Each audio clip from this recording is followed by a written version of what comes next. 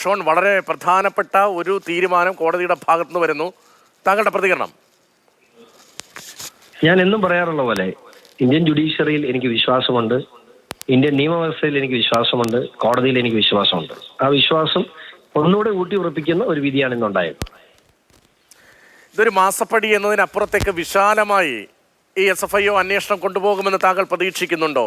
അല്ലെങ്കിൽ അതിനുള്ള ഒരു പച്ചക്കൊടി വീശൽ കൂടിയായി ഹൈക്കോടതിയുടെ തീർപ്പ് മാറുന്നുണ്ടോ? തീർച്ചയായിട്ടും പച്ചക്കൊടി എന്നതിനപ്പുറത്തേക്ക് SFIOയ്ക്ക് അന്വേഷിക്കാൻ ഉള്ള ഒരു സ്വാതന്ത്ര്യം മാത്രമല്ല, ഒരു ഇൻവെസ്റ്റിഗേഷന്റെ ഇനീഷ്യൽ സ്റ്റേജിൽ കോടതി എന്തിനിടപെടണം എന്നൊരു ചോദ്യം അവിടെ ഉണ്ട്. കാരണം ഈ അന്വേഷണമാണ്. അന്വേഷണത്തിൽ ഇവരാരും പ്രതിചേർത്തിട്ടില്ല, FIR രജിസ്റ്റർ ചെയ്തിട്ടില്ല. ഇതിനെ സംബന്ധിച്ച് ഏതെങ്കിലും തരത്തിൽ അറസ്റ്റോ മറ്റു കാര്യങ്ങളോ ഉണ്ടോ എന്ന് ചോദിച്ചാൽ അറസ്റ്റിനെ കുറിച്ചൊന്നും പ്ലാൻ ഇട്ടത് പോലില്ല. ഈ അന്വേഷണ ഉദ്യോഗസ്ഥരൊന്നും വന്നിരുന്നിട്ട് ഈ ഡോക്യുമെന്റ്സ് ഒക്കെ എടുത്ത് പരിശോധിക്കാൻ അവസരം കിട്ടണ്ടേ? അതിനു മുമ്പ് എന്തിനാണ് ഇവർക്ക് ഈ അസ്വസ്ഥത? അപ്പോൾ ഇവർ കളക്ട് ചെയ്തിട്ടുള്ള നമ്മുടെ 31-ാം തീയതി ഉത്തരവ് വന്നു, 8-ാം തീയതിയാണ് കോടതിയെ സമീപിക്കുന്നത്. അപ്പോൾ ഈ ദിവസങ്ങളിൽ CMRലും KSADCയിലും SFIO നടത്തിയ റെയ്ഡിൽ നിർണായകമായ രേഖകൾ അവർക്ക് കിട്ടിയിട്ടുണ്ട് എന്നതുകൊണ്ടാണല്ലോ ഇവർ ഈ അന്വേഷണത്തെ തടസ്സപ്പെടുത്താൻ ശ്രമിക്കുന്നത്.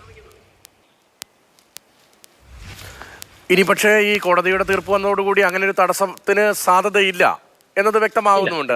അപ്പോൾ ഈ 8 മാസ പരിധിക്കുള്ളിൽ 8 മാസം എന്ന പരിധിക്കുള്ളിൽ അന്വേഷണം വേഗത്തിൽ പൂർത്തീകരിക്കപ്പെടുമെന്ന് താങ്കൾ ഉറച്ചും വിശ്വസിക്കുന്നുണ്ട്.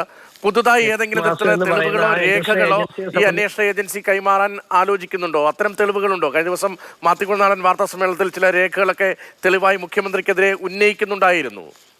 KSADCയെ സംബന്ധിച്ച് ഞാൻ ഇന്ന് ഒരു അഡീഷണൽ ഇൻഫർമേഷൻ ഞാൻ ഇന്ന് SFIOയ്ക്കും കോർപ്പറേറ്റ് അഫയേഴ്സ് മന്ത്രാലയത്തിനും ഞാൻ നൽകിയിട്ടുണ്ട്. അതിന്റെ ഡീറ്റെയിൽസ് ഞാൻ തിങ്കളാഴ്ച പത്രക്കാർക്ക് നൽകുന്നതാണ്.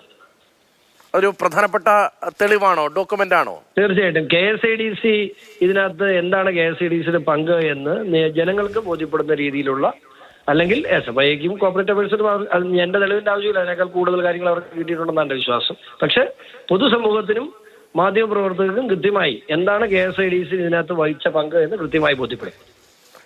ഇത് വിശാലാർത്ഥത്തിലുള്ള വലിയൊരു അഴിമതിയാണ് എന്ന താങ്കളുടെ ആദ്യത്തെ വാദം അഴിമതിക്കപ്പുറത്ത് കേരളത്തിന്റെ തീരദേശത്തെ കഴിഞ്ഞ 3 പതിറ്റാണ്ട് കാലമായി കൊള്ളയടിക്കുകയാണ്. ആ കൊള്ള അവസാനിപ്പിക്കണം. കേരള സമൂഹത്തിന് ഗുണകരമാകുന്ന രീതിയിൽ കേരളത്തിന്റെ ധാതുമണൽ, കേരളത്തിന്റെ സമ്പത്ത് കേരള ജനതയ്ക്ക് സ്വന്തമാകണം. ഇപ്പോൾ മാത്യു കഴിഞ്ഞ ദിവസം ചില രേഖകൾ പുറത്തുവിട്ട് പറഞ്ഞത്, പിണറായി സർക്കാർ അധികാരത്തിൽ വന്നതിന് ശേഷം മകൾക്ക് മാസപ്പടിയായി ഇങ്ങനെ പണം കരിമണൽ കമ്പനിയിൽ നിന്ന് ലഭിക്കുന്നതിന് പ്രത്യുപകാരമായി നയത്തിൽ തന്നെ മാറ്റം വരുത്തി. അത് ഇതിന്റെ ഭാഗമായിരുന്നു. താങ്കളും അങ്ങനെ വാദം ഉന്നയിക്കുന്നുണ്ടോ? ഈ നയത്തിലടക്കം മാറ്റം വരുത്തി വലിയ വിശദമായ കാര്യങ്ങൾ പറഞ്ഞോളാം. കാരണം നമ്മുടെ ഒരു റൂട്ടിൽ നിന്നും ചില കാര്യങ്ങളെ ഡൈവേർട്ട് ചെയ്യാൻ എനിക്ക് ആഗ്രഹമില്ല. ഞാനൊരു ഒരു റൂട്ടിലാണ് ഞാൻ പോകുന്നത്. അവിടെ നിന്നും നമുക്ക് അടിസ്ഥാനമുള്ള ആരോപണങ്ങളും അടിസ്ഥാനമില്ലാത്ത ആരോപണങ്ങളും ഉന്നയിക്കാൻ ഞാനില്ല. ആരോപണങ്ങൾ ഉന്നയിക്കുമ്പോൾ അതിനകത്ത് കൃത്യതയും വ്യക്തതയും ഉണ്ടാകണം.